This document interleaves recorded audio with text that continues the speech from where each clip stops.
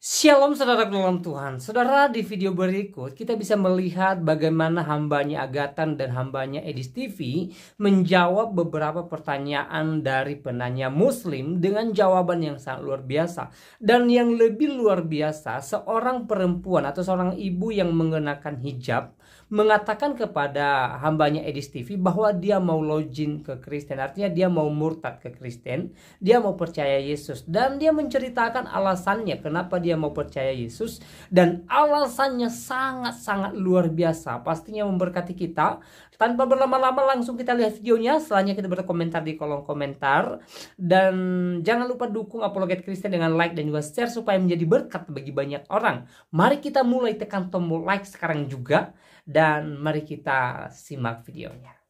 Selamat malam Kak Amelia Detan, muslimah ya Kak ya? Iya, saya beragama muslim tetapi ingin login ke Kristen. Puji Tuhan. Kenapa Kak Amelia pengen login ke Kristen Kak? Karena di tahun tapi saya sedikit cerita ya Kak. Boleh, silakan Kak, silakan. Karena di tahun itulah pertanyaan manusia yang pertama sekali diturunkan ke bumi itu kan Adam. Terus tuh apa Tuhannya Mbak Nadita itu kan, kalau kami penyebutan dari Muslim kan Nabi Isa kan, tapi nggak tahu kan. Jadi kan sebelumnya, sesudah Nabi Adam dan Hawa itu kan dia terus turun menurun itu ya anak cucunya, maksudnya termasuk sekarang ini maksudnya. Oh, itu kan di iman Islam ya. Kalau di iman kami, Adam Hawa itu memang diciptakan di bumi, bukan diturunkan. Kan sudah saya bilang, daripada kita seperti ini, berani nggak lu datang ke Mabes Polri? Mabes Polri gimana? Lu nggak usah libat-libatin Mabes Polri. Lu jangan apakah lu bisa tunjukin di mana perkataan gue yang merupakan fitnah tentang agama Islam? Lu kalau emang lu pegang akidah lu pegang akidah lu nggak usah ngejelek-jelekin Yang Muslim. jelek-jelekinnya di mana, Satrio Eko? Barusan gua ngelihat bahas konten lu kayak gimana? Yang mana? Yang mana barusan lu? Yang barusan mana? Yang mana? Yang gua barusan banyak, barusan itu panjang lebar omongan kita tadi. Gua yang mana? baru buka live lu nih ya. Gua baru buka live lu ya. Yang gua lihat lu kontennya isinya hujatan dan hujatan. Lu tuh sesat. Dari tadi suruh nunjukin yang mana. Coba spesifik dulu yang mana. Tentang Muhammad menyuruh orang Islam minum air kencing hewan atau yang mana? Nggak ada yang namanya ajaran gua suruh minum air kencing itu nggak ada. Nggak ada. Sekarang gini aja Dis, ya. Sekarang gini aja. Begini, sebentar, saya tunjukin. Kok bisa bilang nggak ada? Nggak ada. Ini agama Islam atau bukan? Sebentar nih, saya kasih tunjuk ya. Ini agama Islam atau bukan? Sabar. Gua Muslim. Baik. Gua Muslim nih, liatin. Muka gua Muslim. Saya kasih tunjuk. Saya kasih tunjuk. Ya. Apakah agama Islam menyuruh minum kencing unta? Kok bisa-bisanya Anda katakan tidak? Sekarang lu jangan ngegiring hal-hal yang enggak. Tenang, nih saya balikin dulu kamera nih. Coba liatin kamera gua, liatin. Nih. Lu coba dari mana? Pengertian kayak gitu, pengertian dari mana lo? Ini Muslim ini nih, minumin kencing unta nih. Dia minumin air kencing. Edis. Nih. Lu nggak usah ngada-ngada, Gua memang nggak ngada-ngada ini bahkan nih. Gua pegang akidah gua. Dengerin nih.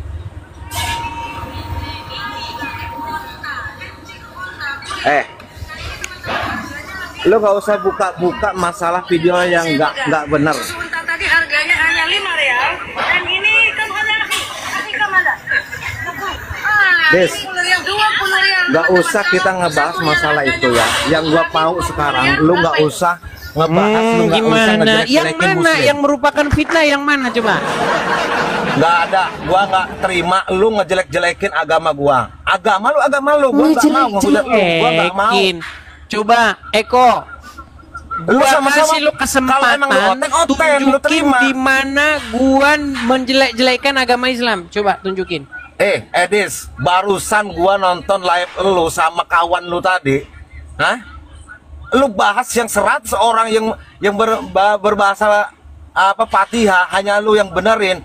Lu akal dari mana? Hah? Baik. Lu sendiri Coba gua pembenci tes. Muslim. Ya, gua tes. Lu bakal jadinya Baik. tes apa? Gua memang Baik. bukan pakai Di agama, dalam makan di agama. dalam Al-Fatihah ada kata-kata Edis, gini, lu nggak usah ngoceh lu oten, ya. waladolin. Coba apa arti waladolin? Walat dolin, gua memang bukan pakar agama, tapi lu nggak usah Langsung ngejelekin dibuktikan. masalah. Gua memang bukan Memang pakar betul, agama, memang betul, langsung Tapi gua terbukti. punya akidah. Buktinya lu Akidah kagak gua tahu kuat. apa artinya. Gua memang orang yang nggak benar, Edis. Iya, semuanya Dengerin kayak lu ya. itu Gua memang gimana? nggak benar. Semua orang Dengar. Islam macam lu itu Tapi akidah kagak ada tetap yang tahu. akidah. Masa lu maksa gua biar si Anu tahu. Lu Kan udah nggak gua usah bilang ngiring hanya opini yang nggak 2% benar saja. Dari 100 100%. orang yang gua survei, ada 98 orang yang tidak mengerti apa yang diucapkannya. Hanya 2 orang saja yang ngerti. Di mana salah? Lu ini penghujat. Lu tuh Penghujatnya tau di nggak? mana? Penghujat Masa saya lu tuh. harus menyimpulkan, masakan saya harus menyimpulkan sesuatu yang tidak saya Edis, alami sendiri. dengerin, amaluna amalukum, agama lu, agama kami, ngapain lu menghujat? Hah? Menghujatnya di mana? Sudahlah Des, sekarang begini aja, lu nggak usah buat konten yang menggiring-ngiring masalah agama gua. Saya begini, tidak agama pernah Muslim membuat begini. Gua nggak terima. konten yang menghujat, menggiring. Saya hanya mengatakan yang 95% Muslim fakta. di dunia ini, asal lu tahu ya. 95%, tahu nggak lo? Lu nggak usah ini, nggak usah pekakas pengen. Sudahlah tidak tahu agama, tapi bicara Gua memang agama. nggak tahu agama, Ini tapi nekat gua yang nggak terima nyata. kalau lu mau hujat-hujat agama gua monyet. Hah? Baik. Kita dengarkan ya pengakuan seorang ustadz. Gak ada, gua nggak mau dengerin konten monyet, kontol lu. Loh, kenapa Konten Anda lu nggak ngedidik, ngamuk-ngamuk? Dengerin ini. Perhatikan. Kita bangga menghafal Al-Quran, tapi tidak memahami Al-Quran. Senang mengulang. Lu tuh penghasilan dari mana? Lu dapat info dari apa? Hah?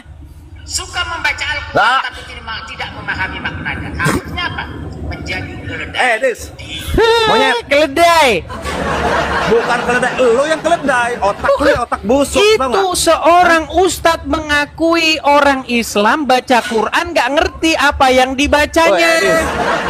Termasuk elu. Oi, Dis, Termasuk Edis. elu kagak ngerti. Gimana? oi Oten tolol, lu tuh penyusuk, penyesat, lu tuh tau nggak? Kok penyesat? Lu buka kacamata gua. Di mana saya Kacamata lu mengatakan buka. sesuatu yang Hah? tidak benar? Tadi Ustadz Munsir Situmorang mengakui ketika umat muslim membaca Al-Quran, mereka tidak mengerti apa yang dibacanya. Lu barusan Nggak gua ada. tanya, apa arti waladolin? Lu langsung ngomong, gua bukan pakarnya. Lu termasuk. Gua memang bukan pakarnya. Terus Gua kenapa memang lu orang paksa yang bukan gua yang bilang benar. orang Islam ngerti Tapi Quran? akidah gua nggak terima kalau lu kayak beginiin monyet. Hah? Kenapa lu paksa gua ngomong bahwa orang Islam ngerti Quran, sedangkan lu saja kagak ngerti Quran? Konten lu tuh konten yang nggak mendidik, konten lu tuh menjerumusin. Justru konten gua mendidik ngegiring orang-orang yang nggak Islam benar. biar sadar supaya apa? Biar sadar. Supaya Lu, jangan otaknya otak beku. mengucapkan bahasa Arab tanpa mengertinya. Lu kalau emang bukan muslim, lu nggak usah gabung-gabung kayak begini. Lu ngapain ngebahas muslim? Jadi Lu kalau akidah lu, muslim akidah bahas lu agama, aja. kalau muslim bahas Kristen boleh. Terserah lu, yang pasti gua nggak terima kalau Ditanya agama itu langsung muslim main track ya. Dengar, Nggak ada main kalau track gua. Islam bahas agama Kristen boleh. Itu Des yang gua bahas sekarang itu. Lu Main ngaco. thread dia. Lu Nih, tuh ngaco. Lu lihat nih, Main ini ya. thread. Lu gua kasih gambar keren nih, biar lu tahu nih. Selama ini lu nontonnya ngadu ayam, gimana lu bisa tahu? Dengar, Des, dengar. adu ayam kepala lu itulah yang gua adu. Ayo adu kepala lu aja lah. Lu biasanya ngadu ayam, pantesan lu gak ngerti. Gua kasih lu ngoceh gambar aja, bagus. Ngoceh di medsos Mana lu, nih gambarnya? semuanya lu bahas yang gak benar Nih, masalah muslim lo. ini bagaimana umat Islam membahas agama Kristen. Mana sih? Udah hilang. Gua memang orang yang nggak paham, tapi gua punya akidah, Dis. Lu nggak usah ngejelekin masalah muslim. Di mana Islam ngejelekinnya? Lu tuh udahlah, Dis. Sekarang baru lu bahas ini, udah lu lupa lagi. Nih, gua kasih lu gambar bagus nih. Lu bilang ngapain lu bahas-bahas Kristen? Lu Islam ngapain bahas-bahas Kristen? Giliran ditanggapin, lu ngamuk. Yang dibahas itu masalah agama lu. Gua nggak pernah ngebahas agama lu. Ya Agama lu siapa kagak pernah semuanya bahas. tuh. Ini sih yang dibahas Ya, ngapain? ini. Nih, Yang gua balikin dulu kamera gua, lihat nih. Gua nggak terima kalau lu ngomongnya lu lihat aneh-aneh. ini. Lu ngejelek-jelekin Islam. Oke, gua tanya, lu tahu ini siapa? Tahu nggak ini siapa? Lu nggak usah ngebahas kemana-mana deh. Gua nggak tahu. Gua Langsung nggak usah ngebahas kemana-mana lo. Gua bahas. Satria Eko, lu tahu nggak ini siapa? Oi, Edis, yang gua bahas, lu jangan lu tahu nggak ini siapa? Publik. Agama lu urus aja, pikir. Nggak ada manusia tuh, nggak ada yang sempurna. Ini ulama Islam namanya Zakir Naik. Datang ke Indonesia di hadapan ribuan orang, disambut wapres, bahas agama Kristen. Giliran gue jawab, lu nya kejang-kejang, marah-marah. Nah, gua nggak kejang-kejang, cuman gua nggak terima kalau lu ngomongnya ngaco. Oke, di mana yang ngaco? Lu ngaco. Di mana ngaconya? Lu barusan ngebahas dari 100 orang yang Al-Fatihah nggak paham, hanya 2 orang. Itu apa? Ya memang benar. Buktinya lu kagak paham. Lu fakta dari mana? Siapa yang berbicara itu siapa? Gua sudah melakukan survei tahun 2014 pada bulan Ramadan. Gua survei orang-orang Islam. Lu tuh penghujat. Penghujat lu tuh mengadu domba agama lo. Jadi dengar Eko. Kalau saya menghujat, sekarang begini. Sekarang gua tantang. Berani nggak umat Islam rame-rame ke Mabes Polri? Berani nggak? Mabes Polri, lu jangan ngoceh terus. Jawab pertanyaan gua. Berani nggak lu rame-rame ke Mabes Polri? Berani nggak? Lah, kok nantang-nantang ke Mabes Polri ngapain? Ya kita bahas itu banyak alasan. Kalau saya mengatakan sesuatu yang fitnah, saya siap terjun dari Monas. Lu tuh hanya ngebacot, Des. Dari zaman dulu, lu sama Bang Juma aja udah konyol lu.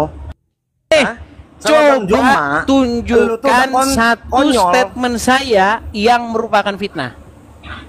Sudahlah, Des. Yang gua tahu sekarang, lu jangan sesekali agama Islam lu provokasi sama di mana yang memprovokasi? Di mana? Lu setiap konten lu bahas kebencian, ujaran kebencian. Di mana kebenciannya? Di mana? Lu tuh pengadu domba. Pengadu dombanya di mana? Kita ini negara Indonesia Raya ini, Des. Justru itu yang saya suarakan. Saya supaya orang-orang Islam jangan bahas agama Kristen. Nanti saya jawab kalian marah. Siapa yang ngebahas? Lu yang barusan ngejelek-jelekin akidah gua. Gua nggak terima. Di mana jelek-jelekinnya? Gua rela mampus nih ya. Kalau gua cuma ngebelain agama gua rela mampus, biar lu tahu. Iya, di mana ngejelekinnya? Bahasa lu yang barusan, monyet. Yang mana? Yang mana? Lu hati-hati. Tapi yang mana? Jadi provokasi lu. Kan sudah gua bilang dari tadi, Satria Eko. Pergi ke Mabes Polri, bikin laporan. Ini ada orang namanya Edis TV menjelek-jelekkan agama Islam. Buktikan yang mana yang saya jelek-jelekkan dari agama Islam. Karena saya mengatakan yang fakta. Muhammad satu-satunya nabi yang kena sihir. Betul. Apa bahasa-bahasa lu itu ngaco, tahu nggak? Betul. Bener nggak Muhammad satu-satunya nabi yang kena sihir? Siapa yang kena sihir? Lu dasarnya fakta dari mana? Makanya pergi ke Mabes Polri biar ditemani ulama. Datang ke MUI bilang ini ada orang Kristen. Katanya nabi kita adalah satu-satunya nabi yang kena sihir. Bilang sama MUI. Gimana? Gila. Jangan MUI beraninya mengundang Zakir Naik bahas agama Kristen. Kalau MUI ngundang Zakir Naik bahasa agama Kristen, tidak ada penistaan agama. Tapi kalau ada orang Kristen bahas agama Islam, tiba-tiba penistaan Konten agama. lu itu mengarahkan kebencian, Des. Konten lu itu Mengarahkan selamanya selalu begitu, kebencian. mengiring kebencian kepada Islam. Coba, kebencian apa Gua yang saya berharap, katakan Dek, gua terhadap agama berharap Islam? ada nih Bang Juma nonton, mudah-mudahan Bang Juma nggak nonton, lu tuh yang berada sama Bang Juma. Memang gua bukan agama. Dia kagak tapi gua berani, nggak terima. orang gua saja diblokir kok. Ah, Gua diblokir sama lu dia. jangan banyak bacot, Gimana? Dis. Lu jangan banyak bacot. Nggak terima, lu nya yang nggak ada berani. Kalau kagak terima, udah gue bilang datang ke Mabes Polri. Udah kurang gimana coba? Kurang gimana Hati-hati, kalau nggak Dis. terima, Kita datang ini ke neg- Mabes Polri, Nah, bikin LP-nya negara di yang saling sono. menghargai masalah umat. Harus saling Gimana sih ini menghargai orang masalah ini? umat. Tidak terima iya, terhadap yang saya katakan, betul? Iya. Oke, kenapa lu kagak datang ke Mabes Polri? Ngapain gua ke Mabes Polri? Urusan gua Iya sama bilang aja karena lu jangan kagak punya dalil. menggiring masalah. Bilang itu, aja masalah lu kebencian. kagak punya dalil membuktikan kalau ucapan gua salah. Karena lu itu, Dit, paling bisa ngoceh. Hanya menghujat kebencian yang gua bahas. Lu jangan Sungguh nekat memprovokasi yang masalah nyata. Islam sama yang lain. Segala 100 orang yang lu anggap hanya 2 orang yang nggak benar. Dua orang yang yang nggak benar. Dari 100 orang Islam yang saya survei, ketika saya bertanya kepada mereka tentang Al-Fatihah, hanya 2 orang yang tahu artinya. Contoh, Sekarang apa gua arti tanya, ihdina yang lu siratal survei siapa? mustaqim? Dia bilang nggak tahu. Yang lu survei siapa? Nggak, udah nggak usah ngejelasin lo. Lu yang lu survei itu siapa dari 100 Orang-orang orang? Coba Islam. Iya, yang mana? Di mana? Di mana? Oke. Waktu itu tahun 2014, waktu bulan puasa, saya pernah mensurvei, misalnya ada ibu-ibu menjual kelapa, menjual degan itu, degan. Saya minum ke situ. Saya minum.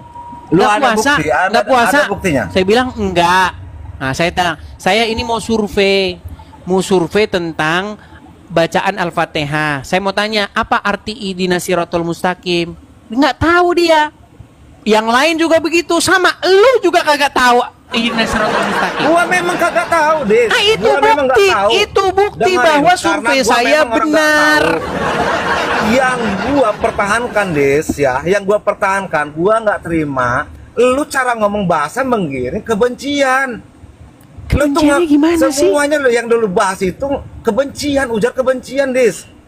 Iya, kalau orang Kristen bahas Islam dibilang kebencian. Tapi kalau orang Islam bahas orang Islam bahas Kristen namanya dakwah. Sekarang gini aja deh.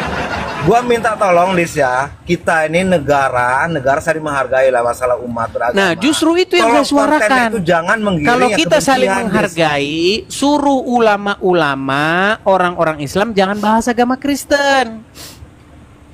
Kenapa lu kagak kalau ngomong memang gitu diskusi sama Abdul masalah Somad? itu, masalah diskusi, bukan saling menghujat, bukan saling menjatuhkan, bukan Menghujatnya saling di mana? Itu jangan, Dis. Kalau masalah diskusi ya terserah. Gua Kita nggak dari pernah, tadi kali ini gua diskusi, Eko. nyimak, Lu yang nyimak, datang-datang nyimak. ngamuk-ngamuk. Gua nggak diskusi, gua hanya ngebahas, gua nggak mau, gua nggak terima. Kalau lu ngebahas bahasa yang nggak benar, Yang nggak bener di mana? ujar kebencian lu itu loh, Dis. Yang mana? Hah? Contoh spesifik yang Yang mana? mana? Yang lu barusan bahas lo, barusan. Yang mana? Yang mana? Yang mana? Barusan yang lu bahas apa berdua sama kawan Yaudah, lu tadi? lu tenangin diri dulu di bawah sono. Yes. Lu tenangin diri dulu Sekarang sono. gini, Des. Jangan lu terus-terusan Ya, lu menghujat, tenangin diri dulu di bawah sono. Dari tadi kita sudah coba tunjukin satu fitnah saya terhadap agama Islam. Saya sudah bilang loh sama kalian. Jika kalian dapati seorang Edis TV memfitnah agama Islam, mengatakan yang bohong tentang agama Islam, saya Edis TV akan menerjunkan diri saya dari Monas. Ada-ada saja Anda katakan. Kalau Anda bilang bahwa bahasa saya menista, buktikan. Ketika orang Islam bahas agama Kristen, kamu bilang itu dakwah. Siapa orang Islam yang bahas agama Kristen? Zakir Naik. Zakir Naik itu kalau bahasa agama Kristen disupport oleh negara. Bahkan dia disambut oleh wakil presiden namanya Yusuf Kala. Ketika Zakir Naik membahas agama Kristen, Jesus is Muslim brother. Jesus Muslim brother. Allahu Akbar. Bagaimana ketika Islam bahas agama Kristen, kalau kalian katakan dakwah? Sementara ketika saya jawab, kalian bilang penistaan agama. Bagaimana kalian ini? Nih, saya akan putarkan ini. Video-video orang, biar kalian tahu. Masa ketika Zakir Naik bahas agama Kristen tidak apa-apa? Tadi dengerin ya.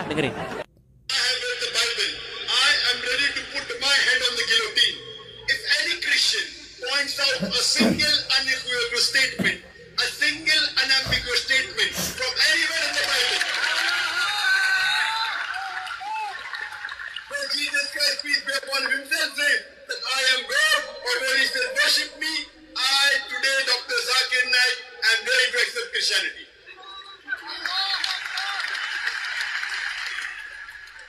In fact, if you read the Bible, Jesus Christ, peace be upon him, has clearly mentioned, and in several places, he never claimed divinity. It's mentioned in the Gospel of John, chapter number 14, verse number 28. Jesus Christ, peace be upon himself. Bisa mau tanya nggak Mbak Agatha? Ya, Islam atau Kristen, Bang? Islam. Oke, silakan, Bang. Pertanyaannya ada dua, boleh nggak? Boleh. Nah, yang pertama pertanyaannya, kenapa Yesus di zaman dahulu dia menyembah Allah? Satu. Yang kedua, minta dibacakan ayat yang 26 sampai 39. Enggak, masih belum paham. Pertanyaan pertama, zaman dulu menyembah itu di mana, Bang Dalil? Menyembah itu si Yesus itu kemarin itu menyembah si Allah itu. Yang disembah kemanusiaan Yesus itu adalah Sang Bapa. Memangnya Allah dipanggil Bapa? Enggak, tidak lah.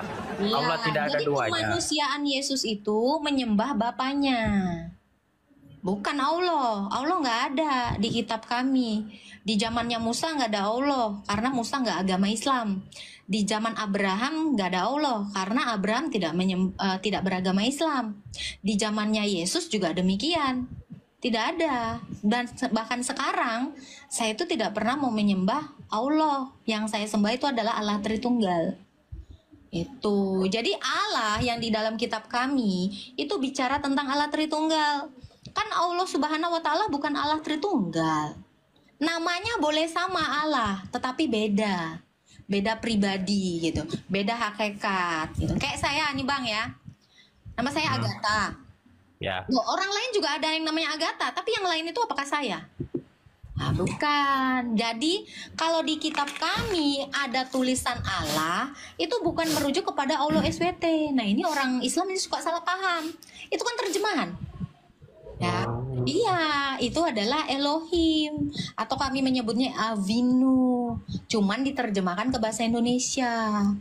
Nah, jangan karena di Islam, Mbak Agatha, di Islam itu kan Yesus ya Yesus, Allah ya Allah, tiada dua kan, yang Maha Agung, yang Maha Kuasa kan. Itu urusan Abang, saya nggak ngurusin agama Abang. Tapi kalau Abang mau tahu agama saya, ya seperti itu. Gitu. Bisa dibacakan ayat 26 sampai 39 itu. Ayat apa tuh? Itu di ayatnya Mbak itu. Iya, di ayat 26, Matius, Markus, Lukas, Yohanes. Matius. Matius 26. Iya, 26 sampai 39. Matius 26 ayat berapa? Sampai 39. Enggak, ayat Matius 26 ayat berapa? Enggak lupa pula aku ayat berapa. Yang benar lah Bang. Ya kemarin itu kan pertanyaan di Mbak Mikana itu kemarin aku kan Mana aku tahu. Pertanyaan di Mbak Mikana. Ya. Mana 26 ayat berapa? sampai 39. 39. Apa itu? Matius. Matius 26 Ya. ayat. Nih, ayat 39 ya. Maka ia maju sedikit lalu sujud dan berdoa katanya, "Ya Bapakku." Loh, Bapa bukan Allah. Bapak kan? Tuh, nggak percaya. Ya Bapakku, bukan dibilangnya ya Allah Subhanahu wa taala, nggak ada. Ya Bapakku. Nah, terus Udah, cuman segitu aja, masa segitu aja 26 yang mau sampai ditanya 39. apa? Yang mau ditanya apa? Yang dia penyembahan itu maksudnya. Iya, dia menyembah bapaknya. Anak menyembah bapaknya dalam kodrat kemanusiaannya. Itu tadi udah saya jawab. Oh iya. Nanti aku dalamin lagi lah. Pak Inisial pernah ini sungkem sama bapaknya pernah? Wah, pernah. Oh, pernah. Anda budaknya ya? Anda budaknya bapak Anda? Tidak budak. Nah, itu. Jadi Yesus juga dalam kemanusiaannya menyembah bapaknya, bukan budak bapaknya. Paham ya? Berarti dilahirkan ya, Mbak? Oh, udah lari, sekarang dilahirin. Oh, udah Bukan. pindah. Bukan, mohon maaf maksudnya itu, Mbak. Maksudnya kan Tuhannya Ini itu udah jelas. Tunggal ya, enggak tunggal ya. Tunggal. Allah kami itu satu-satunya, tunggal. Tanya lagi Bang tentang Yesus Bang, boleh? Ya, itulah pertanyaan manusia yang pertama sekali diturunkan ke bumi itu kan Adam. Terus tuh apa Tuhannya Mbak Nadita itu kan, kalau kami penyebutan dari Muslim kan Nabi Isa kan, tapi nggak tahu kan. Jadi kan sebelumnya, sesudah Nabi Adam dan Hawa itu kan dia terus turun menurun itu ya anak cucunya, maksudnya termasuk sekarang ini maksudnya. Oh, itu kan di iman Islam ya. Kalau di iman Ya. kami, Adam Hawa itu memang diciptakan di bumi, bukan diturunkan. Beda. Nah, anaknya Adam itu Kain Diciptakan bukan dilahirkan. Dilahirkan atau diciptakan, Mbak Nagita? Oh, mana bisa Adam dilahirkan? Bukan. Adam itu diciptakan, bukan dilahirkan. Kalau dilahirkan itu bapak itu dilahirkan, saya dilahirin. Mana duluan Yesus sama ini apa Tuhannya Mbak Nagita sama Nabi Adam, mana lebih dulu turun ke dunia? Loh, Yesus itu Tuhan, ya duluan Tuhan lah. Tuhan itu tidak berawal. Oh, tapi dia menurut yang aku lihat-lihat komen yang sebelum-sebelumnya dari PT itu, kok dia dilahirkan dari bunda itu? Itu kemanusiaannya. Kalau kealahannya itu nggak dilahirkan. Iya. Bisa berupa Jadi bukan manusia, ya? berubah. Dia itu mengambil kodrat manusia. Dia itu Allah.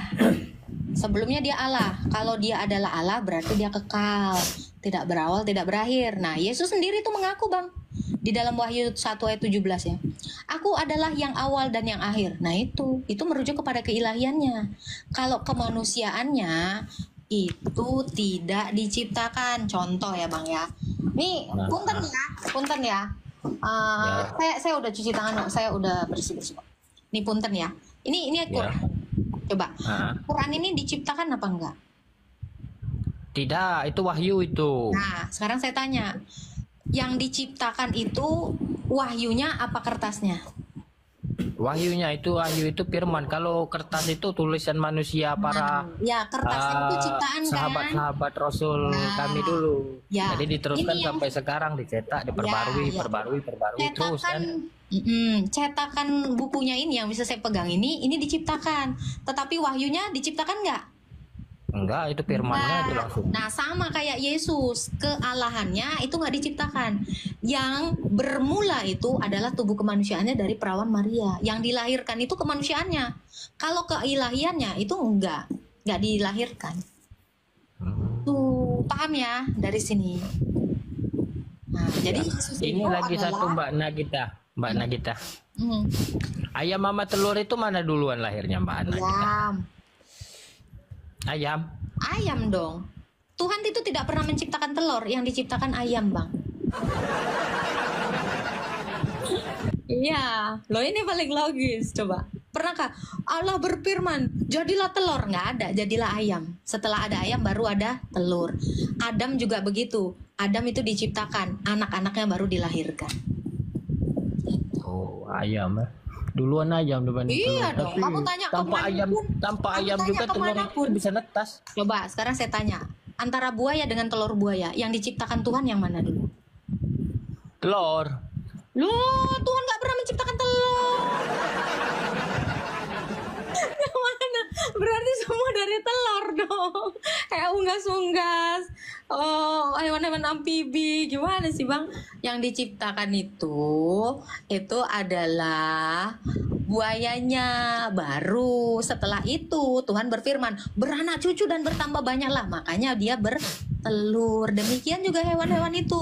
Demikian juga manusia gitu. Diciptakannya Adam dan Hawa dari tanah. Lalu ditiupkan rohnya. Dari situ Tuhan berfirman, beranak cucu dan bertambah banyaklah dan penuhilah bumi. Baru ada yang kelahiran namanya. Jadi pertama sekali itu adalah penciptaan, baru kelahiran. Gitu. Masa Tuhan menciptakan telur? Di hari keberapa Tuhan menciptakan telur?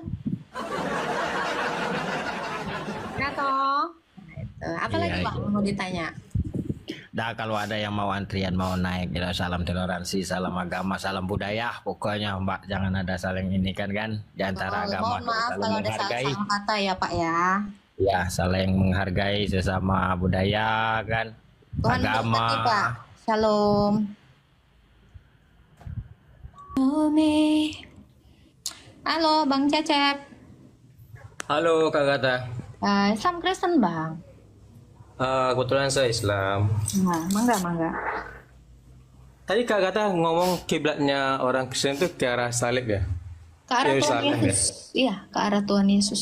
Ngomong-ngomong, arah Yerusalem itu seperti Muslim kan, barat dia kan ke arah Ka'bah gitu kan. Kalau Nah, Yerusalem itu Yesus- ke mana kira-kira? Ke arah Yesus. Yesus itu terakhir kali dilihat terangkat ke sorga itu di Galilea, di Bukit Zaitun. Enggak, maksudnya gini loh Kak Gata. Mungkin saya agak kurang paham kali ya. Ya. Kalau ibarat katanya ibarat arah mata anginnya arah mana gitu. Timur pasti, karena Yesus dari Yerusalem. Oh jadi Yesus gitu ya. itu adalah bait Allah. Ya, Yesus itu adalah Jadi bait Allah. kalau saya pikir gitu, kalau dalam pembangunan gereja, ketika jemaat gereja melakukan ibadat itu, arah mereka ibadat itu ke timur ya, tertata Ya, semuanya. kalau kami ya ke arahnya Yesus. Jadi itu ada peraturan juga dalam pembangunan gereja gitu ya, kalau Kalau pembangunan gereja. pembangunan gereja itu nggak masalah. Yang penting penyembahannya itu ke arah Yesus. Oh gitu. Nah, banyak gereja entah arah mana aja yang nggak masalah. Karena Tuhan Yesus itu nggak berdiam di satu arah. Gitu. Makanya kan gereja kan kalau dilihat ya bisa Kan dibilang nggak saling kan. apa ya? Kan ada tuh sebagian yang kalau umat di- Kristen bilang kan. Iya, kalau Iya, kalau dilihat iya. kan gereja itu Kan dari kayaknya kata- sendal. dari kalimat kata tadi kan banyak kan. Hmm. Ya, maka saya bilang gitu tadi kan. Kan kata bilang ke arah timur tanya kan. Kalau pembangunan Yesus gereja kan terakhir kayaknya kali nggak disaksikan teratur itu gitu. di arah timur. Hmm. Ya tidak harus ke arah timur, tapi kan lebih afdol kalau Yesus itu terakhir kali dilihat itu di arah timur gitu. Mau di arah manapun Tuhan Yesus itu ada, karena Tuhan Yesus bilang apa? Akan tiba saatnya tidak lagi kalian itu menyembah di Gunung Gerizim, tetapi dalam roh dan kebenaran. Yesus sendiri bilang, 2-3 orang berkumpul dalam namaku, aku hadir di tengah-tengah mereka. Oh jadi nggak ada ketetapan dari apa gereja gitu ya Kak katanya misalnya arah kiblatnya atau gimana gitu ya? Kiblat kami Yesus itu aja, kiblat Itu kami. aja nggak tergantung arah mata angin ya. Enggak. Kemarin saya pernah menyaksikan Kak Gata lagi ngomong gitu loh tentang Yesus di surga loh katanya gimana tuh katanya yang sudah mengalami di surga ada nggak kalian dalam agama kalian yang sudah di posisi itu ya Kak Gata kan maksudnya gimana tuh kira-kira? Saya pernah masuk di rumah Kak Gata juga pernah ngomong gitu. Saya belum nangkep. Gini gimana ya kemarin saya lupa juga tuh pas Kak Gata lagi koma sama Muslim tuh ada nggak di agama kalian itu yang sudah merasakan surga gitu katanya Nabi Muhammad dari surga belum kan masih di bumi kan belum di surga kata kemana tuh ya kira-kira gitu pendapat saya kemarin pas Kak Gata lagi di koma gitu. Jadi abang mau jawab? Silakan. Saya pakai kata aja. Maksudnya gimana? Iya, saya nanya, ada nggak satu orang Muslim yang udah bangkit dari kuburan, terus naik ke sorga? Itu pertanyaan saya. Mungkin abang mau jawab. Kalau dalam perspektifnya Muslim mungkin gini loh Kak Kata. Kalau kami itu kan surga dan neraka itu nanti pengisiannya setelah hari kiamat, setelah ada pertimbangan Berarti dosa belum ada dan ya? pahalanya. Belum ada ya? Kalau mengenai Yesus yang ibarat kami dari Muslim itu bilangnya Bukan, Isa. orang Islam yang keluar dari neraka terus naik ke sorga itu belum ada ya? Kalau belum adanya, kalau di posisi sekarang mungkin belum ada karena belum adanya hari kiamat dan pertimbangan amal baik dan buruknya. Kalau mengenai Kak Gata bilang Yesus sudah surga itu, kalau dalam perspektifnya Muslim, kami menganggapnya Isa, Nabi Isa kan. Nabi Isa memang diangkat di surga. Isa bukan Yesus, Bang.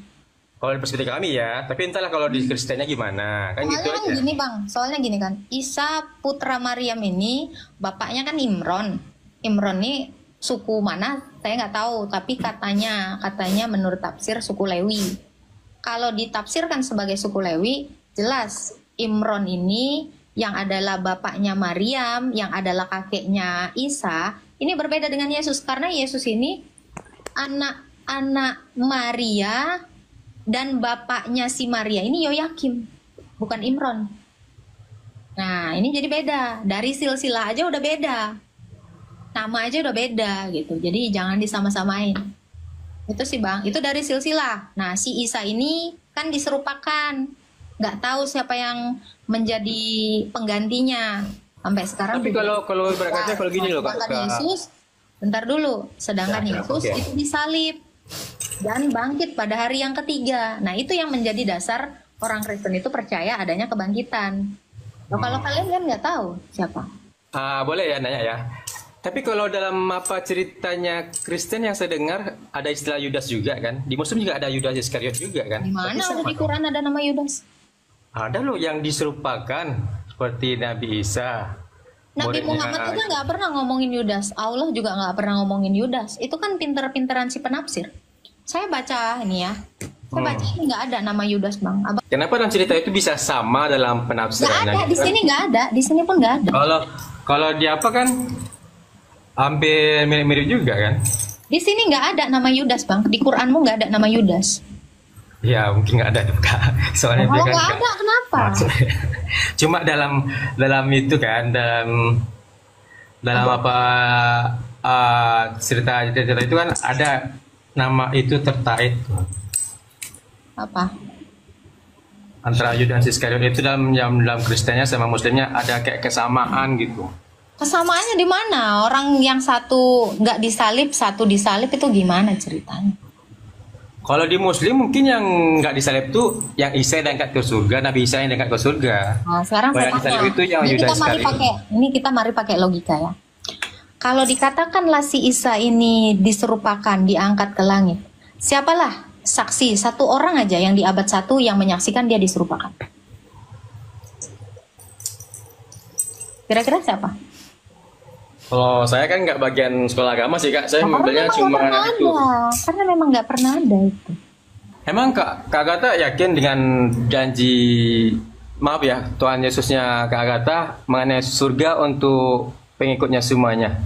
Yakin dong, orang Yesus aja udah pernah membangkitkan orang, dia juga udah membuktikan.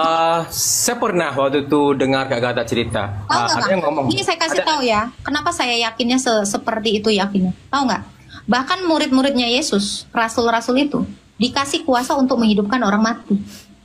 Itu, kurang yakin kayak gimana? Rasul Paulus, Rasul Petrus itu menghidupkan orang mati. Gimana lagi saya nggak yakin? Ini fakta. Ya, ini banyak saksinya. Lah, kalau abang gimana? Abang percaya kebangkitan siapa yang udah dibangkitin sama Allah? Gini Kak Agatha, sebentar. Saya pernah lihat komal Kak Agatha juga, saya pernah masuk room Kak Agatha kan. Terus Kak Agatha bilang gini, kalau nggak salah Kak Agatha bilang, emangnya orang Kristen itu nggak ada berdosa, berarti dia bukan pengikut Kristus dong kalau gitu katanya kan.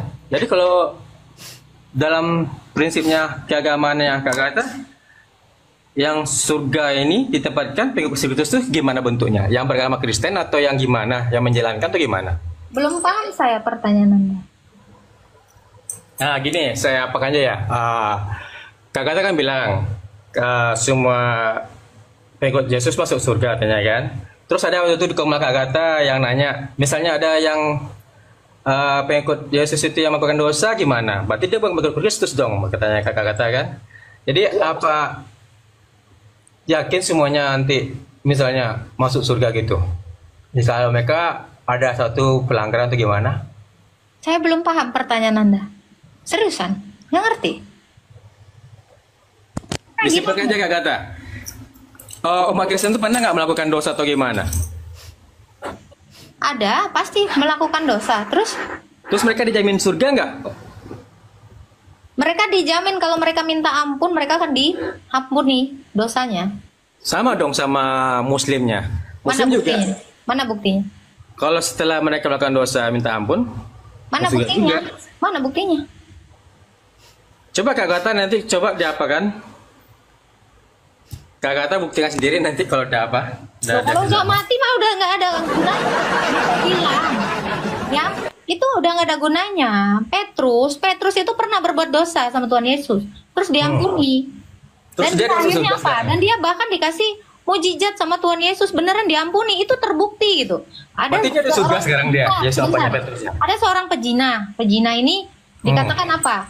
Ya. Kamu sudah diampuni, pergi dan jangan berbuat lagi. Ya udah, dia nggak dihukum. Itu bukti. Nah sementara coba kamu ini minta ampun sama Allah, terus terbukti nggak diampuni? Ya belum tahu kan, nanti kan kalau udah mati kan. Ya Jadi kalau dari penanggapan saya, kalau dari penanggapan saya dari ngomongnya Kak Gata, berarti mereka posisinya sudah di surga dong, gitu dong. udah, semua rasul-rasul itu udah di surga. Jadi kalau yang membuktikan rasul-rasul itu di surga siapa coba dalam umat manusia, bukan yang Yesusnya gitu? Apa-apaan sih? Ada yang mengetahui dia di surga itu siapa kira-kira? Oh banyak, murid-muridnya itu saling menyaksikan di surga. Kenapa Kak Gata yakin dia di surga gitu kan? Kalau Lah, saya Yesus lebih sebagai percaya anggaplah dia karena sebagai gini, Tuhan gitu kan? karena ada saksinya. Yang pertama itu banyak saksi yang menyaksikan, ya. Kayak Rasul Paulus juga ada yang saksikan. Yang menyaksikan terakhir itu adalah Rasul Yohanes. Rasul Yohanes itu yang paling terakhir mati dan dia menyaksikannya ini. Bahkan Rasul Yohanes ini dia bisa tahu di surga dan di dunia orang mati dia diberi penglihatan akan hal itu. Saksinya adalah Bunda Maria dan Prokorus. Gak pernah membunuh, gak pernah berperang. Saya lebih percaya nih murid-muridnya Yesus ini yang semuanya bodoh di hadapan Tuhan. Artinya adalah mereka tidak berdosa. Mereka menekan dosa-dosa mereka itu dalam diri mereka, dalam kedagingan mereka. Dan ini para rasul ini miskin semua. Mereka tidak menggunakan nama rasulnya itu untuk apa? Ngambilin uang, ngambilin upeti, untuk bertindak semena-mena, menikahi siapa aja yang dia mau. Ini nggak pernah rasul ini, terutama Rasul Paulus. Bahkan dia tidak bersentuhan dengan perempuan. Maksudnya adalah dia tidak pernah syahwat dengan perempuan. Saya lebih percaya nih orang-orang kudus ini. Ada 83 murid Yesus. Dan itu semuanya hidupnya kudus. Mereka tidak mementingkan diri mereka sendiri, tidak mementingkan keluarganya, tetapi mementingkan Tuhan Yesus. Mementingkan kekudusan itu. Saya lebih percaya ini. Orang yang benar-benar kudus dan tulus. Nah ini, saya lebih percaya. Berarti gini prinsipnya rasulnya yang dikatakan Kak Gata, nggak pernah bersentuhan dengan wanita. Berarti dia nggak nikah katanya ya? Ada yang menikah. Kalau Rasul Paulus memang benar-benar dia tidak menikah. Betul. Rasul Paulus itu tidak menikah. Kenapa? Karena dia sibuk untuk apa? Menginjili orang ke semua bangsa. Rasul Paulus ini setiap hidupnya, setiap hari-harinya dihabiskan hanya untuk memberitakan firman Tuhan. Untuk hidup baik, hidup kudus. Untuk memberitahukan Yesus ini adalah Allah itu sendiri. Makanya dia banyak mengadakan mujizat. Salah satunya itu dia membangkitkan orang mati. Dipatok ular dia tidak mati. Menyembuhkan orang yang kesurupan, menyembuhkan orang sakit. Mujizatnya begitu nyata. Makanya banyak orang Kristen yang percaya. Makanya saya bilang, ada 5 pusat kekristenan ya. Yang pertama adalah Yerusalem. Yang kedua Antioquia atau Syria. Yang ketiga itu di Mesir. Lalu di saya lupa. Di Konstantinopel atau Turki. Lalu di Roma. Ini semuanya orang-orang Kristen ini. Menyebar ke seluruh dunia. Makanya orang Kristen itu di mana-mana ada. Kenapa? Ini pekerjaan para rasul yang 83 orang itu. Mereka hari-hari hidupnya untuk Tuhan. Kakak Dan gak ada satupun ya yang pakai kuda perang, bermegah. Gak pernah. Mereka semua hidupnya sederhana. boleh saya tanya satu dalam ketidaktahuan saya ya tentang Kristennya ya. Gini, saya satu lagi nanya. Rasul itu ibarat katanya manusia kan Kak Kata? Ya. Dia masuk surga. Terus misalnya tetua agama Kristen yang sudah meninggal, mereka posisinya di mana tuh? Di surga kah atau di mana? Soalnya surga pasti sudah terbentuk kan? Kalau Rasulnya ada di surga. Apa yang kamu tanyakan ini apa? Ya seperti pendeta, romo, atau apa kan misalnya dia meninggal. Posisi mereka di surga atau gimana? Ya, Sedangkan Rasul Paulus sudah di surga kata-kata. Semua yang percaya kepada Yesus ada di Firdaus atau pangkuan Abraham. Semuanya di sana menantikan hari mereka dibangkitkan menjadi sama dengan Kristus. Semua orang yang percaya kepada Yesus itu tetap hidup ya. Yohanes 11 ayat 25. Akulah kebangkitan dan hidup. Barang siapa percaya kepadaku, dia akan tetap hidup walau sudah mati. Itu kata Yesus. Gak ada yang gak mungkin percaya. Kenapa? Wong Rasul itu sendiri bisa membangkitkan orang mati kok. Gak ada alasan untuk gak percaya. Karena kebangkitan itu udah disaksikan. Hidup itu sudah disaksikan. Rasul itu menyaksikan hidup itu. Rasul itu menyaksikan kebangkitan itu. Dengan mata kepala mereka sendiri. Bukan ngumpet-ngumpet ini. Secara real banyak mata memandang. Ya saya lebih percaya nih daripada nanti janji katanya yang kita nggak pernah tahu siapa saksinya, apa buktinya pun nggak tahu. Jadi kalau di Kristennya yang neraka nggak ada ya? Kalau neraka itu untuk setan, untuk iblis dan malaikat-malaikatnya dan yang ngikutin iblis. Siapa yang menyembah iblis udah pasti ke neraka. Karena iblis ini niru-niru seperti Tuhan. Sebenarnya dia iblis, tapi dia nyamar seperti Tuhan. Makanya dia suka menawarkan hal-hal yang bersifat duniawi, seks, kekayaan, apa segala macam. Kalau Tuhan Yesus tuh enggak. Tuhan Yesus bilang, jangan menimbun kekayaan di dunia ini. Di dunia ini fana. Tuhan Yesus tuh nggak pernah ngajarkan orang yang masuk Kristen itu pasti kaya raya, pasti enak, bisa ngewek 24 jam gitu. Nggak pernah. Jadi memang neraka ini disediakan untuk iblis dan pengikut-pengikutnya dan malaikat-malaikatnya. Pasti yang ditawarkan iblis ini supaya pengikutnya banyak, Bang.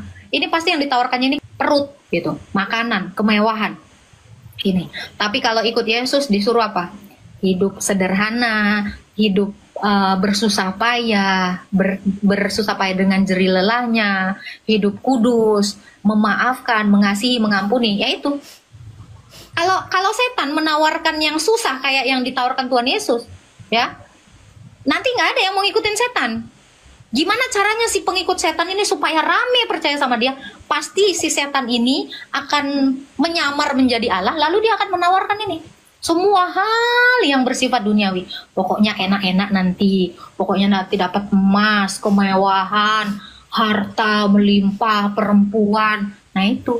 Supaya banyaklah yang mengikut jalan ke neraka ini, pengikut setan ini, ya dia akan menawarkan yang enak-enak. Yang sukanya keinginan daging kita itu inginin. Tapi kalau Tuhan Yesus disuruh apa? Memaafkan, disuruh mengampuni, jangan membunuh, jangan berzina, jangan bersaksi dusta, jangan berbohong, ya, jangan mengingini punya orang, jangan merampok. Nah itu susah memang. Kalau ke jalan yang benar ini memang sempit jalannya, tetapi jalan menuju neraka memang luas sekali. Nah itu karena kebenaran itu memang nggak bisa ditolerir, nggak bisa apa ya saya bilang ya, nggak bisa diiniin gitu loh. Kebenaran itu nggak terbukti gitu. Jadi kalau saya nangkapnya gini, misalnya dalam gereja pendeta ini maaf aja kata mungkin saya nggak memahami dalam konsep ini ya. Jadi dalam persepuluhan itu nggak pemaksaan pada. Udah lari ke persepuluhan ini sekarang. Nah maka saya bilang itu ketika kata kan bilangnya kan nggak ada hal duniawi gitu kan. Iya, persepuluhan itu nggak pernah ada, udah dibilang. Saya selalu menjelaskan kalau abang nonton ya live saya, udah saya bilang. Iya, persepuluhan ini dengerin, ini yang ke ratusan kali saya bilang. Persepuluhan itu tidak pernah ada. Tidak ada lagi, udah dibilang. Karena apa? Imam kami itu Yesus Kristus, bukan Imam Lewi atau Imam Harun. Jadi kami itu tidak lagi memberikan persepuluhan. Tetapi kalau kamu mau memberi kepada imam atau penatua yang baik, boleh 2 kali lipat. Kita harus menghargai jerih lelah mereka dari yang mengajar itu. Berdasarkan kerelaan hati. Ini udah saya katakan. Jadi kalau ada yang nih ya, misalnya ada pendeta yang konsepnya persepuluhan itu sebenarnya setan lagi nyamar jadi pendeta. Nah, makanya saya tadi tanya sama Kak Gata gitu. Nah, makanya saya bilang setan ini Bang, setan ini paling banyak itu di tempat ibadah. Kenapa? Karena setan ini kan sukanya niru-niru tipis-tipis dengan Allah. Akan dibalut sedemikian rupa kayaknya agamawi sekali. Nah itu. Makanya Tuhan Yesus bilang ya di dalam 1 Korintus 11 ayat 19 ya. Akan ada penyesat di antara kamu untuk melihat siapa yang tahan uji. Kalau orangnya nggak tahan uji terhadap nafsu birahi, tidak tahan uji nengok uang, gelagapan nengok uang. Nah itu sudah pasti dia kalah dalam jiwanya untuk tidak mengikut setan. Dia kalah. Nah, tetapi kalau dia tetap taat, tidak tergiur oleh perempuan dan harta, itu dialah yang taat kepada Allah. Nah, rasul-rasul itu semuanya kayak gitu, taat. Makanya nggak ada yang gila perempuan, nggak ada yang gila harta. Kak Gata, boleh saya nanya satu? Mungkin saya nggak paham tentang ini ya. Dalam lingkungan wilayah saya juga sih, di gereja-gereja Kristen yang mayoritasnya orang kita Batak ya, maaf kalau saya salah ya, dikoreksi aja nggak apa-apa. Gini loh Kak Gata, dia kan bercerai kan, sudah cerai sama istrinya nih, terus nikah lagi dia. Terus dia Bang, setelah nikah, pertanyaanmu random banget Bang. ya memang saya bingung juga. Saya nanya sama Kak Gata, betul Kak Yang Gata pintar mana-mana udah saya kan? lari. Iya, betul Kak Gata pintar udah saya kan saya tanya kan. Tapi katanya kan Kristennya yang hanya bisa memisahkan mereka itu hanya kematian kan. Terus mereka kawin cerai gini, terus mereka pas ibadah katanya berapa apa lagi tuh baru dia baru bisa masuk gereja katanya, apa penghapusan tahapan mati istilahnya. Nggak tahu, saya nggak ngerti pertanyaanmu, belum paham saya. Mungkin Kak Gata mungkin nggak seperti orang Kristen Protestan atau gimana kali ya. Iya, Itu gimana pertanyaannya aku belum paham. Kamu mau ngomong apa? Oh gini nih, saya coba aja ya. Soal bahasa ringkas, mudah-mudahan saya bisa mengerti Kak Gata ya. Gini dalam konsep pernikahan Kristen kan, yang boleh memisahkan itu hanya kematian kan. Tapi ada juga sebagian yang cerai pisah gitu ya, bukan cerai mati ya. Ada di Alkitab ada, kalau ada orang ketahuan berzina boleh diceraikan. Ini konsepnya bukan berzina sih. Kebetulan si perempuan ini nggak punya anak. Yang mamanya yang laki-laki ini suruh anaknya nikah lagi, terus cerainya perempuan ini. Nggak tahu saya itu. Itu konsepnya gimana atau konsep apa? Disuruh bersabar kok sama Tuhan Yesus. Kalau ada yang seperti itu berarti dia tidak taat kepada Tuhan, kan gitu aja. Oh gitu. Oh oke. Tapi itu kalau dalam pernikahannya pakai tetap nggak boleh poligami. Tetap nggak boleh poligami. Ya, ini loh Kak Gata. Nggak punya anak. Contoh ya. Ini kenapa Alkitab ini menjadi pedoman kita juga. Contoh karena Sarah tidak sabar. Dia itu kan mandul. Karena dia tidak sabar, akhirnya apa? Dia ngasih budaknya. Akhirnya kan apa? Terjadi perseteruan antara nyonyanya Sarah dengan budaknya si Hagar ini kan. Nah, kenapa poligami itu tidak pernah dibenarkan oleh Tuhan? Ya karena kasus ini. Nggak pernah benar. Kalau orang poligami itu nggak pernah benar. Disuruh Tuhan Yesus itu bersabar. Kalaupun nggak ada, ya nikmati hidupmu. Karena apa? Hidup itu bukan untuk anak. Hidup itu untuk beribadah kepada Tuhan Yesus. Tujuan utama orang menikah itu supaya beribadah kepada Tuhan. Bukan anak melulu kayak di zaman Adam, disuruhnya kayak gitu. Ini bumi ini udah banyak banget, penuh dengan manusia. Jadi kalau ada orang Kristen, misalnya dia dalam kemandulan, ya dia harusnya bersabar. Bukan bercerai, bukan poligami, itu bukan solusi. Itu adalah hawa nafsu. Kenapa? Kita disuruh, suruh daging kita ini taat sama Tuhan. Bukan disuruh Tuhan nurutin daging kita. Sehingga apa? Dibolehin poligami, dibolehin cerai. Enggak boleh seperti itu. Kita harus mengikuti hukum Tuhan. Kenapa? Karena Tuhan udah pernah ngasih tahu bahwa poligami itu tidak ada yang benar. Daud demikian, hancur kerajaannya. Salomo apalagi. Oh mampus, acak-acakan semua keturunannya. Ini dampak dari poligami itu tidak pernah mendatangkan kebenaran ataupun kebaikan. Makanya Tuhan tidak mengizinkan itu. Tapi kalau ada orang yang ngeyel seperti itu, ya terimalah konsekuensinya. Berantem, berdosa. Nah, itu. Jadi saya nangkapnya gini Kak Gata tibanya ya. Kalau di gereja tuh nggak ada akte cerai di gereja, nggak ada gitu ya? Akte cerai kayak Muslim kan tuh kalau dia cerai Ada. Kalau bercerai itu boleh, tetapi sebelum proses keperceraian itu akan banyak sekali pertimbangan. Pasti akan disarankan apa? Memaafkan daripada cerai. Memaafkan itu lebih mudah daripada bercerai. Bercerai itu ribet. Nah, seperti itu. Jadi apakah diizinkan? Diizinkan, tetapi melalui proses yang sangat sulit. Pasti ada pendekatan, disuruh bertarak dulu, pisah sementara, nanti balik lagi. Itu di Alkitab disuruh seperti itu. Jadi apakah di gereja diizinkan bercerai? Diizinkan. Itu pun sudah dengan tahap yang sangat alot sekali. Kalau bisa memaafkan, untuk apa cerai? Kalau bisa menerima kondisi kita, untuk apa cerai? Kalau nggak punya anak, lu tinggal legowo. Yang penting bisa beribadah bersama dengan suami, itu udah paling bahagia. Orang sekarang punya anak juga ribet kok. Banyak yang nggak mau ngurus, banyak yang terlantar, banyak yang nggak sanggup nyekolahin. Jadi anak itu bukan solusi. Solusinya adalah berdamai dengan diri sendiri. Itu yang selalu Tuhan Yesus perintahkan. Nah, itu ada jalan salah satunya adopsi. Mengambil anak angkat. Ngapain harus cari perempuan lain? Kalau emang niatnya mau mengurus anak. Itu Bang. Ada lagi? Oke, Kak Gata, ya turunkan nggak apa-apa. Ya, Tuhan memberkati ya Bang Cecep ya. Selamat malam Kak Amelia Detan, muslimah ya Kak ya? Iya, saya beragama Muslim, tetapi ingin login ke Kristen. Puji Tuhan. Kenapa Kak Amelia pengen login ke Kristen Kak? Karena di tahun tapi saya sedikit cerita ya Kak. Boleh, silakan Kak, silakan.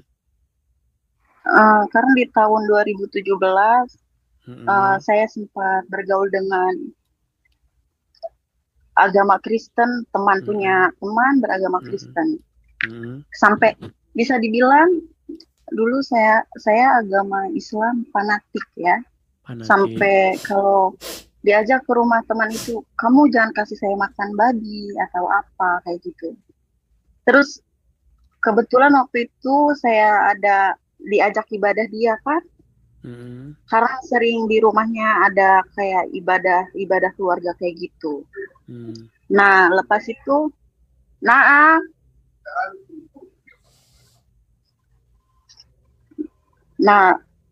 habis itu, aduh, saya sudah dipanggil sama bos sih Kak.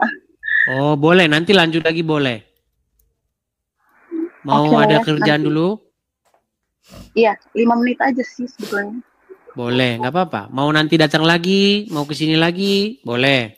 Atau mau rehat dulu, nanggepin bos dulu, silakan. Oke.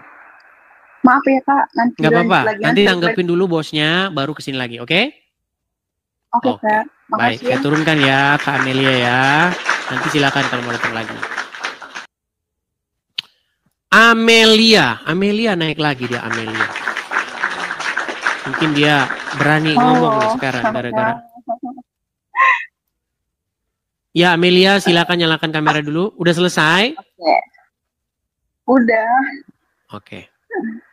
Gimana? Banyak lagi yang DM lagi. Murtad kamu ya? Ya.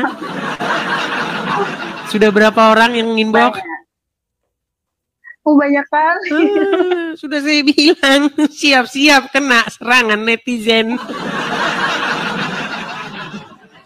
Cuman saya nggak terlalu banyak tanggapin. Saya ambil yang positif aja sih. Iya. Jadi kenapa nih banyak yang tanya juga kan di DM, kenapa saya bisa murtad dari Islam ke agama Kristen?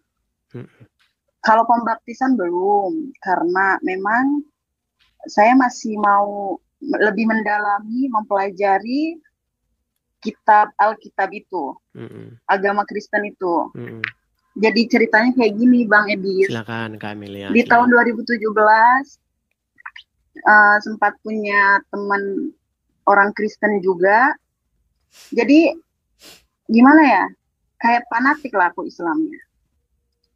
Nah, ada suatu kecelakaan yang dibilang saya punya teman itu Tuhan saya itu juru selamat kayak gitu. Nah, Tuhan juru selamat maksudnya gimana gitu? Masih bertanya-tanya. Setelah saya setiap main ke rumah dia itu ikut ibadah keluarga, jadi coba deh masuk gereja kayak gitu. Kok pas pertama kali menginjakkan ke gereja itu di tahun 2017 pas Natal. Pas Natal kok rasanya kayak gini, kayak tenang, lebih tenang. Nah, aku bilang sama temen aku itu kan, kayaknya saya nyaman deh di agama kamu. Tapi saya masih, pertanyaan saya kayak gini, Tuhan Yesus juru selamat kayak gitu. Siap itu 1 minggu atau 2 minggu kemudian saya kecelakaan mobil, naik angkot.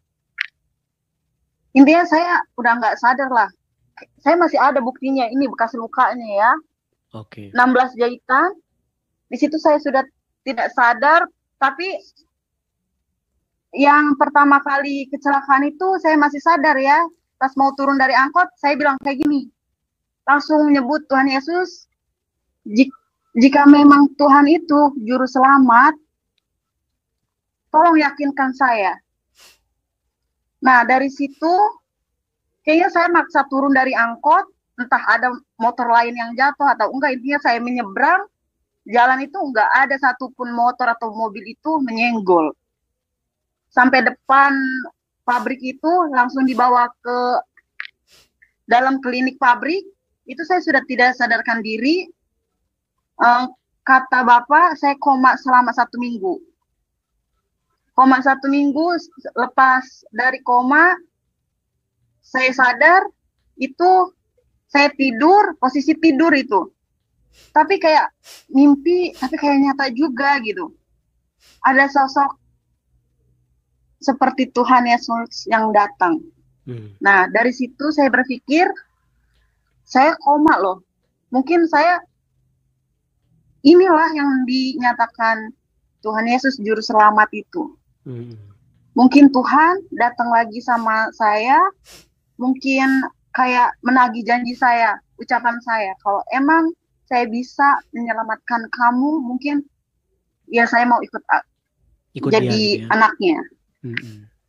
Dari situ. Nah, dan keluarga, cuman saya pertama berani pakai kalung salib. Setiap hari Minggu ibadah diem-diem. Nah, terus tetangga biasalah. Tetangga, sayang banget sih, cantik-cantik murtad gini, pakai kalung salib gini-gini. Terus ada yang ngejawabin kayak gini, udah biarin, urusan dia kok. Orang Islam masuk Kristen itu apa? Itu nggak dapat surga katanya. Tetapi kalau orang Kristen yang masuk kita itu dapat surga katanya. Nah, saya bilang kayak gini, percuma saya agama Islam, tapi saya tidak tahu mempelajarinya. Nah, saya bisa baca Quran, tapi saya tidak tahu artinya. Saya bilang, tidak melakukan sholat 5 waktu, sama aja itu Islam KTP. Saya bilang kayak gitu kan. Udahlah, intinya banyak yang serang-serangan kayak gitu dari tetangga juga. Cuman keluarga belum tahu waktu itu. Waktu itu keluarga belum tahu. Nah, di saat tahun 2020, saya sempat menikah. Cuman saya kena KDRT, saya pergi ke Arab Saudi, merantau. Sudah 5 tahun belum pulang sampai sekarang. Nah, saya beranikan diri sama orang tua, saya ingin masuk agama Kristen. Sampai dari sini saya pesan Lazada itu, Kak, maaf ya. Saya pesan kayu salib itu. Saya bilang sama Mama, "Ma, tolong pasang di kamar saya," saya bilang. Ya udah, Mama pasang, tapi jangan di ruang tamu. Mama bilang kayak gitu. Puji Tuhan, yang awalnya orang tua marah, tapi ya mungkin kau kalau apa itu keyakinanmu gitu. Agama Islam, agama keturunan, mungkin kalau keyakinan ya udah jalanin gitu. Dari situlah. Cuman saya mau tanya, minta pendapatnya sama kakak, Apa solusi itu? juga. Gimana sih menghadapi, mungkin saya kan udah lama di sini, udah 5 tahun belum pulang ke Indonesia. Dan juga kayaknya saya itu kayak berdosa banget gitu. Kan saya kan di Arab. Ini bos saya muslim. Kadang kalau udah azan, itu Amel sholat dulu. Nah, saya itu masuk kamar tapi saya tidak sholat. Itu gimana sih? Saya kadang nangis sendiri, sumpah. Saya nangis, nangis sendiri, Kak. Karena saya berdosa nggak sih kayak gini gitu. Baik. Ini saya mohon maaf dulu nih. Bukannya di Arab itu kalau murtad itu malah ada hukuman mati? Mereka tidak tahu, Kak, karena KTP saya masih muslim. Tapi kalau Anda berbicara di saya sini, pakai hijab. Kalau Anda berbicara di sini, nanti mereka tidak tahu. Tidak bakal tahu ya? Tidak tahu. Tidak tahu. Tetapi kalau orang kantor tahu. Tapi memang ada undang-undangnya seperti itu ya? Kayaknya Kristen Islam juga di sini harus diwajibkan pakai hijab sih, memang. Bukan, maksud saya undang-undang di sana mengatakan bahwa barang siapa yang keluar dari agama Islam itu dihukum mati. Kalau itu saya kurang dengar. Oke.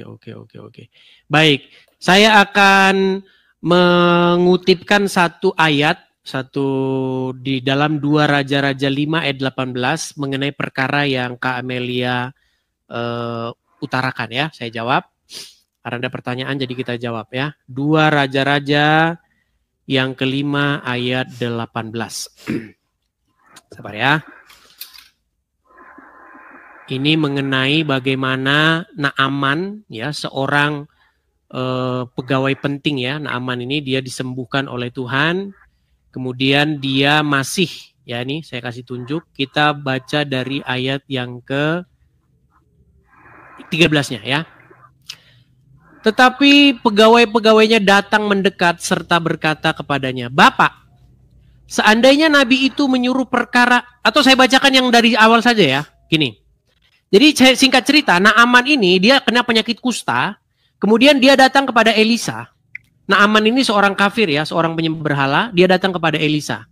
Dikatakan begini, kemudian datanglah Naaman dengan kudanya dan keretanya, lalu ia berhenti di depan pintu rumah Elisa. Elisa menyuruh seorang suruhan kepadanya, mengatakan, "Pergilah, mandi 7 kali dalam sungai Yordan, maka tubuhmu akan pulih kembali, sehingga engkau akan menjadi tahir." Tetapi pergilah Naaman dengan gusar sambil berkata, "Aku sangka bahwa setidak-tidaknya ia datang keluar dan berdiri memanggil nama Tuhan Allahnya, lalu menggerak-gerakkan tangannya di atas tempat penyakit itu, dan dengan demikian menyembuhkan penyakit kustaku. Bukankah Abana dan Parpar, sungai Damsik, lebih baik daripada segala sungai di Israel? Bukankah aku dapat mandi di sana dan menjadi tahir?" Kemudian berpalinglah dia dan pergi dengan panas hati. Tetapi pegawai-pegawainya datang mendekat serta berkata kepadanya, "Bapak, seandainya Nabi itu menyuruh perkara-perkara yang sukar kepadamu, bukankah Bapak akan melakukannya? Apalagi sekarang ia hanya berkata kepadamu, mandilah dan engkau akan menjadi tahir." Maka turunlah ia membenamkan dirinya 7 kali dalam sungai Yordan, sehingga dengan perkataan abdi Allah itu, lalu pulihlah tubuhnya kembali seperti tubuh seorang anak, dan ia menjadi tahir. Kemudian kembalilah ia dengan seluruh pasukannya kepada abdi Allah itu. Setelah sampai, tampillah ia di depan Elisa dan berkata, "Sekarang aku tahu bahwa di seluruh bumi ini tidak ada Allah kecuali di Israel.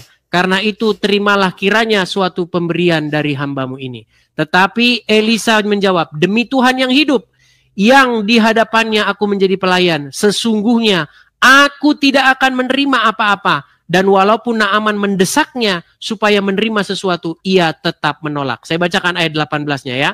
17-nya lagi. Akhirnya berkatalah Naaman, jikalau demikian, biarlah diberikan kepada hambamu ini tanah sebanyak muatan sepasang bagal, sebab hambamu ini tidak lagi akan mempersembahkan korban bakaran atau korban sembelihan kepada Allah selain kepada Tuhan. Nih, ini perkara yang Anda hadapi nih. Dan kiranya Tuhan mengampuni hambamu ini dalam perkara berikut. Apabila tuanku masuk ke kuil Rimon untuk sujud menyembah di sana dan aku menjadi pengapitnya sehingga aku harus sujud menyembah di dalam kuil Rimon itu, kiranya Tuhan mengampuni hambamu ini dalam hal ini. Begitu. Ya, jadi ada perkara yang bisa saya katakan mirip 11-12 dengan yang Kak Amelia alami, begitu. Walaupun sudah ganti Tuhan, tapi tetap ya mau gimana, karena keadaannya begitu, seperti itu. Itu terjadi juga kepada Naaman, seperti itu. Dia ikut sujud menyembah kepada Rimon, dewa orang bangsanya, seperti itu. Tetapi dia meminta ampun kepada Tuhan, seperti itu. Pura-pura sujud, nah itu ada orang komen gitu. Yang penting itu hati. Kadang saya Kak, kan sholat, kadang di belakang itu kan ada bos juga sholat ya, bos perempuan. Jadi saya melakukan gerakannya seperti seorang muslim, tapi saya tidak baca, kayaknya saya takut saya mainkan Tuhan nggak sih kayak gini. Aku cerita itu ke mau nangis betul. Iya, saya ngerti kok. Keadaan kan yang membuat itu terpaksa. Artinya gini, Tuhan melihat hati kok. Tuhan melihat hati, Tuhan tidak melihat gerakan-gerakan badan seperti itu. Karena di dunia ini banyak orang pura-pura sujud, tapi hatinya enggak. Banyak orang pura-pura sungkem. Banyak orang pura-pura senyum. Makanya di hadapan Tuhan, Tuhan tidak melihat gerakan-gerakan wajah, gerakan-gerakan badan. Tapi Tuhan melihat hati. Seperti itu. Intinya kalau hati Anda sudah milik Tuhan, walaupun Anda bagaimanapun tetap hati. Seperti itu yang yang dipandang oleh Tuhan. Ya semoga lah perkara-perkara seperti ini cepat teratasi. Mudah-mudahan Anda mendapat pekerjaan yang lebih baik. Ya, dengan cerita seperti ini mungkin ada juga orang-orang yang ini. Tapi ya hati-hati juga begitu ya, hati-hati juga. Ya cuman kadang kalau keluarga kayak gini kan Kak. Itu si Amel udah masuk Kristen kayak gini jangan ditemenin, jangan mau kalau dia pulang ke Indonesia, kalau ada acara keluarga jangan mau makan bekas dia atau makan satu piring sama dia. Giliran ada maunya duit ya. Mau dia. Ya itu. Amel ada saldo ya itu. Pinjam dulu sih bulan depan. Saya jawabin kayak gini. Jangan, saya agama saya udah mau Kristen. Uang saya itu kan nggak bisa dimakan sama kalian. Kayak gitu. Kalau duit halal,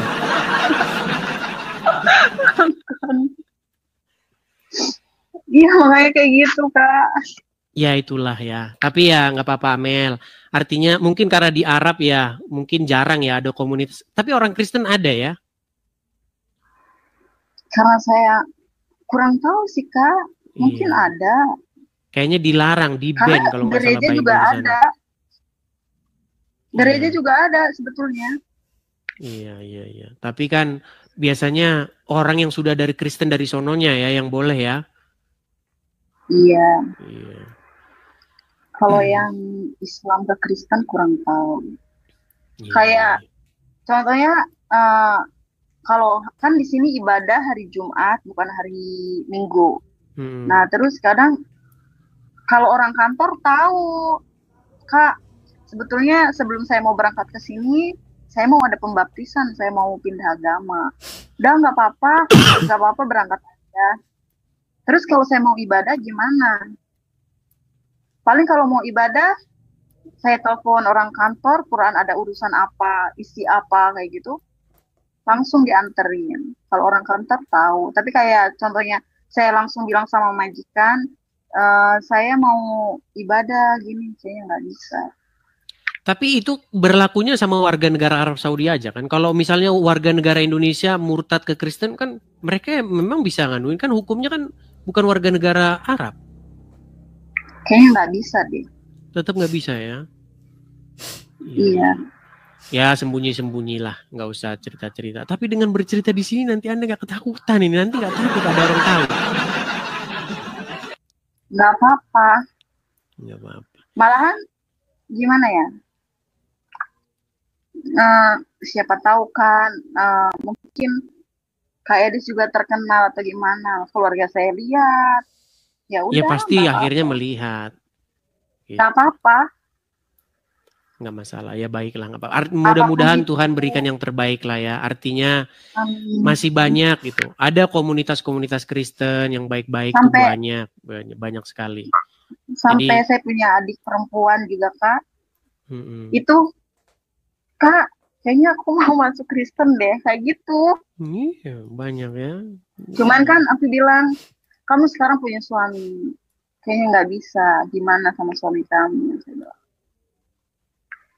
Karena terbawa-bawa kalau teleponan atau gimana, saya ingat putar musiknya itu lagu rohani di kamar. Kayaknya kamu ngedengerin lagu yang kayak gini, ku nyanyi haleluya kayak gitu, dia sering Iya. banget ngedengerin, kayaknya lebih tenang pikirannya katanya. Ada masalah apapun kalau dia berantem sama musik itulah yang didengar katanya. Cuman Ya, saya nggak mau pelan-pelan. mengajak dia karena ya Kak, berarti kamu masuk Kristen itu berarti karena saya dong, bukan karena hati kamu sendiri gitu. Kayak gitu Kak. Ya, begitulah ya memang ya. Tapi makasih banget Kak Edis, Sama-sama. udah dinaikkan. Sama-sama Kak Amelia, sama-sama. Ini kalau masih ada nih mungkin orang-orang baru muslim yang baru-baru datang ini masih ini pura-pura Islam, pura-pura ini. Coba nih kita mau dengar satu kali lagi nih selain surat Yasin, tadi kan surat Yasin, coba surat yang lain. Bacakan surat yang lain apa? Surat yang lain ya. Cuman sebagian aja ya. Boleh. Alif Lam Mim lah ya. Silakan. Al-Baqarah. Bismillahirrahmanirrahim. Alif Lam Mim. Dzalikal kitabul la raiba fihi hudal lil muttaqin alladzina yu'minuna. Udah Pak, takut. Oke. Udah tahu. Udah, itu cuman mengkonfirmasi saja nih sama orang-orang muslim yang baru datang, dan cuman kan mereka tadi nggak lihat gitu, udah baca surat Yasin sudah ya kan, Al-Baqarah sudah ya. Jadi dia ini benar-betul Sampai tadi gitu. di DM saya bilang kalau di dalam TikTok ini bisa setil KTP, saya setil KTP. Nggak boleh. Nanti kena ban. Karena nggak bisa. Jangan kasih KTP, jangan. Nanti mereka bisa nge-track dari imigrasi lah apa. Mereka ini nggak usah, jangan ada sampai ada data-data yang ini. Seperti itu, Kak Amelia. Kayaknya ngehang dia, teman-teman. Ngehang dia. Ya, inilah teman-teman ya, TikTok, media sosial, Facebook, ini adalah sarana atau media kita itu untuk bersuara. Aduh, Kamelia terpental ya karena dia ngehang, mungkin putus sinyal atau bagaimana. Bahas dan dibicarakan oleh apologet Kristen dengan beberapa penanya atau lawan debat mereka di video tadi. Ya, mereka membahas tentang agama Kristen dan agama Islam. Nah, saudara Tuhan, luar biasanya apologet Kristen di video tadi menjawab pertanyaan-pertanyaan para muslim yang bertanya dengan jawaban yang sangat luar biasa ya, dengan jawaban yang sangat alkitabiah dan jawaban yang pastinya memberkati kita sebagai orang Kristen, khususnya ketika mereka menjawab iman kekristenan. Nah, saudara dalam Tuhan, Agatha menceritakan tentang dia atau alasannya percaya kepada Yesus, bahwa Yesus adalah Tuhan, Yesus Sang Juru Selamat, Yesus pemberi hidup, Yesus memberikan hidup kekal bagi orang percaya kepadanya, ya. Dan penjelasan Agatha sangat-sangat luar biasa, saudaraku dalam Tuhan. Tentunya ya memberkati kita, ya. Apa yang disampaikan merupakan Alkitabiah. Kenapa saya katakan demikian? Karena Alkitab mencatat bahwa Yesus adalah Tuhan, Yesus adalah Sang Juru Selamat, Yesus adalah yang menciptakan langit dan bumi dan segala isinya. Karena Yesus adalah pribadi kedua dari Allah Tritunggal. Nah, saudara dalam Tuhan, kita sebagai orang Kristen percaya bahwa Yesus adalah Sang Juru Selamat dalam kehidupan kita. Kita bisa masuk ke dalam kerajaan sorga ketika kita percaya bahwa Yesus adalah Tuhan dan Juru Selamat. Ya, dan tidak ada seorang pun yang bisa masuk ke dalam kerajaan sorga kalau tidak melalui Tuhan Yesus Kristus. Itu diucapkan oleh Yesus dan dicatat dalam Injil Yohanes pasal 14 ayat 6. Yesus mengatakan, "Akulah jalan dan kebenaran dan hidup. Tidak seorang pun datang kepada Bapa kalau tidak melalui Aku," kata Yesus Kristus, ya. Dan Yesus juga menunjukkan dirinya sebagai Tuhan, bahwa Dia dan Bapa adalah satu. Dia dan Bapa memiliki derajat yang sama, yaitu Allah. Ya, sehingga Allah Kristen bukan tiga tetapi satu.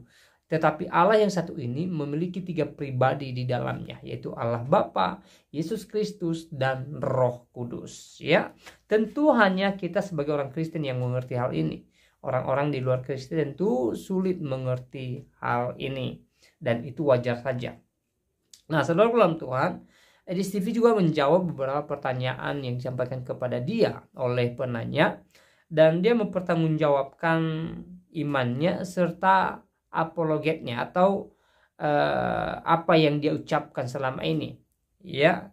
Dan dia menyampaikan juga bahwa Yesus adalah Tuhan, Yesus Juru Selamat, dan mereka membahas banyak poin, ya. Tentu ada banyak hal yang boleh kita ambil hikmatnya, atau ada banyak poin yang menjadi berkat dalam kehidupan kita. Dalam hal ini menambah wawasan kita, menambah pengetahuan kita tentang agama Kristen dan agama Islam.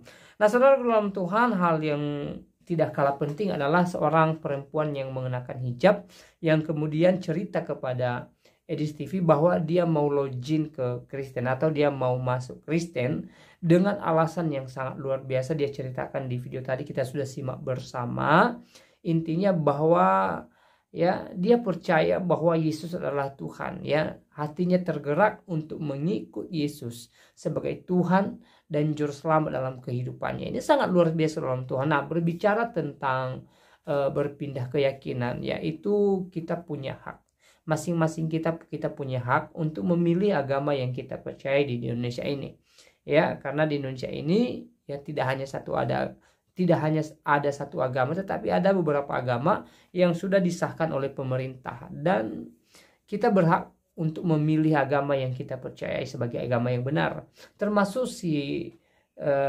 seorang perempuan di video tadi yang cerita tentang niatnya untuk masuk Kristen, ya. Dia punya hak. Yang terpenting adalah ketika kita berpindah keyakinan, maka kita tidak boleh menjelek-jelekkan agama kita yang sebelumnya. Kita harus saling menghormati, kita harus saling menghargai, kita harus saling membangun toleransi antar satu dengan yang lain. Karena kita tahu bahwa di negeri ini, ya, kita kaya dengan perbedaan agama, bahasa, perbedaan suku, perbedaan budaya, dan perbedaan lainnya, ya. Sehingga saudara dalam Tuhan, kita harus hidup toleransi. Kita harus bisa saling menghargai, saling menghormati antar satu dengan yang lain, ya. Nah, berbicara tentang agama, kalaupun ibu ini di kemudian hari dia mau menjadi seorang Kristen, itu silahkan saja. Yang penting, ya, hargai agamamu terdahulu, hargai agama yang lain juga, ya, hargai budaya lain, dan hargai perbedaan yang ada, Ya, mari kita jadikan perbedaan ini sebagai sesuatu yang membuat suasana kita semakin indah, sehingga kita semakin damai, semakin rukun di atas perbedaan yang ada. Ya, saudara dalam Tuhan, toleransi itu penting dan toleransi itu indah. Nah, saudara dalam Tuhan, ya, seorang ibu di video tadi yang menceritakan niatnya untuk mengikut Kristus, ya, banyak hal yang dia sampaikan dan banyak poin yang mereka bahas. Tentu ada banyak hal yang menjadi berkat dalam kehidupan kita.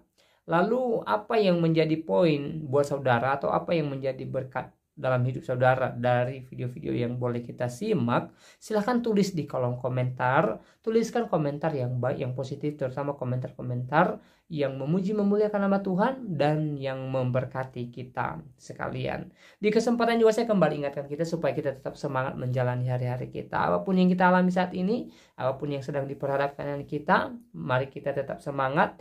Jangan pesimis, tetapi mari kita tetap optimis bahwa yang terbaik menjadi bagian kita. Yang terpenting adalah kita tetap berserah kepada Tuhan, mengandalkan Tuhan, dan percaya bahwa Tuhan memberkati hidup kita, memberkati keluarga kita, memberkati pekerjaan kita, dan memberkati apa yang kita rindukan. Nah, saudara dalam Tuhan, saya secara pribadi tidak terlalu panjang lebar menyampaikan pesan love video ini. Semoga video singkat ini memberkati kita, menguatkan iman kita, dan Tuhan Yesus memberkati kita dari saat ini sampai selama-lamanya. Shalom.